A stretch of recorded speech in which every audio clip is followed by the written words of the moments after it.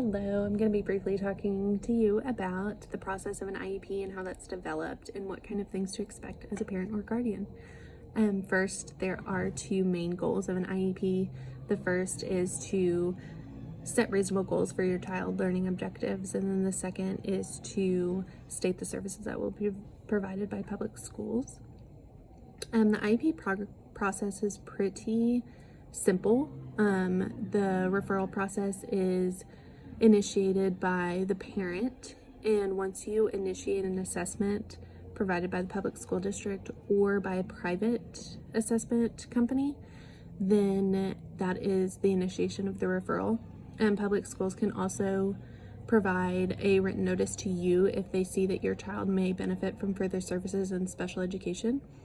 You have to consent to each one. They cannot assess your child until the written notice is sent and received with your approval or denial. Parents and guardians are important decision makers in their child's special education process and in their individual education plans, which is an IEP.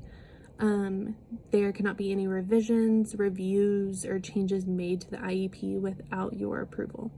So it is very important that you are engaged in the meeting and that you are addressing the needs and the wants of your child. Parents are experts on their children.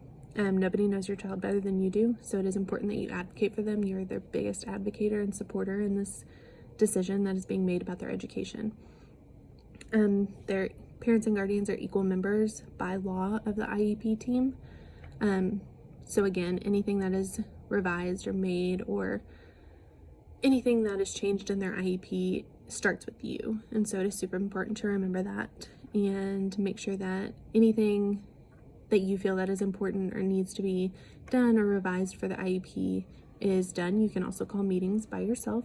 You can call an IEP meeting and the public school will get all of the team together and set up a time and a date, and you can address those needs there. What's in an IEP? Just a quick overview. The first is a present level of academic education and functional performance. So that means how the child is doing now and how their disability affects them with the general education curriculum. The second one is the annual goal. So that means setting reasonable goals for that child to meet within a year. And then monitoring those goals. That's number 7, is how the school personnel will track progress through meeting those annual goals. Special education related services being provided. So related services could be any kind of speech, occupational physical therapy, medical services, nursing services, counseling services. All of those are part of related services. How much a school day the child will be pulled from the general education classroom and other activities such as like lunch and recess, and how long they will be pulled for. 5 is how the child will take part in state district assessments, or if they will, and what accommodations or modifications will be made for that child. Number 6 is when services will begin, how long they will be, where they will be, and when they will be offered. All of those are important parts of the individualized education plan and are super important when making this IEP. Again, this is just a general statement about IEPs and how you can advocate better for your child. I also provided a handout that kind of lists all these things also, and maybe a little bit more information. There are also resources available online.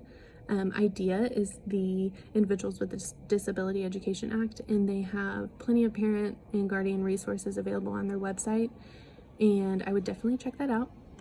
But if you have any other questions, just please let me know. Thank you.